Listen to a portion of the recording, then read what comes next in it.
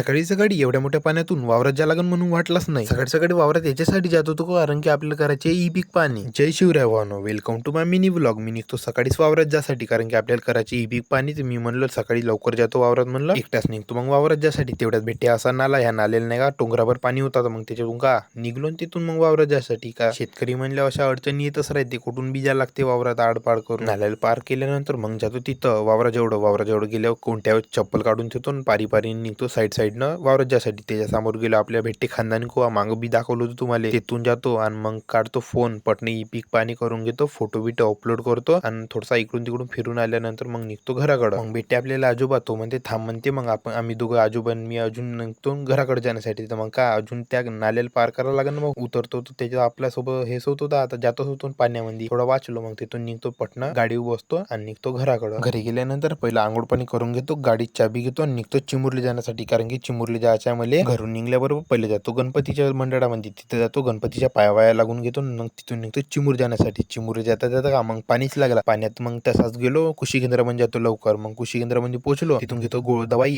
फवारणीसाठी धानावर. मग दवाई घेतल्यानंतर मग तो घराकडे. घरी गेल्यावर माहित होते का मंडळामध्ये आज डान्स आहे, म्हणजे गणपती जेवढं. तर मग का आम्ही पोट्टी एवढे निघतो डान्स पाहिले रात्री.